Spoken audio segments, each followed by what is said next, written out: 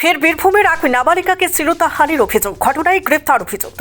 বীরভূমের বারুই থানার অন্তর্গত একটি গ্রামে 15 বছরের এক নাবালিকাকে শ্লীলতাহানির অভিযোগ ওঠে ওই গ্রামেরই বছর 50-এর এক ব্যক্তির বিরুদ্ধে। ঘটনায় চাঞ্চল্য ছড়িয়েছে এলাকায়।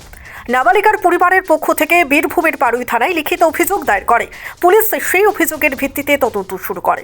15 বছরের ওই নাবালিকাকে মঙ্গলবার বোলপুর মহকুমা হাসপাতালে তার শারীরিক পরীক্ষার জন্য নিয়ে যায় পুলিশ এবং সেই পরীক্ষার রিপোর্ট সামনে এলেই জানা যাবে ঘটনার কারণ।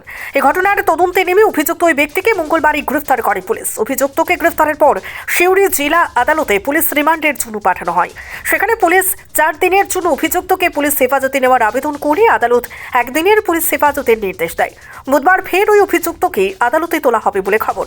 পরিবার ওই অভিযুক্ত ব্যক্তির শাস্তির দাবি করছে। ঘটনার তদন্তে পুলিশ। বীরভূম থেকে শুভদীপ গুইয়ের report, crime press Bengal news. কি অভিযোগ? কি হয়েছিল? কি হয়েছিল? কি ঘটনা ঘটেছিল? হয়েছিল বলতে সে মুনিশ দেখতে এসেছিল আমাদের বাড়িতে, ঠিক আছে। এসে তারপরে একবার এসেছিল, যে তারপরে সে কিন্তু বাড়ি চলে যায়।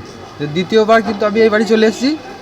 দ্বিতীয়বার সে আমার বাড়িতে আবার ঢুকে আমার বোনের সাথে খারাপ ব্যবহার করার চেষ্টা করেছে।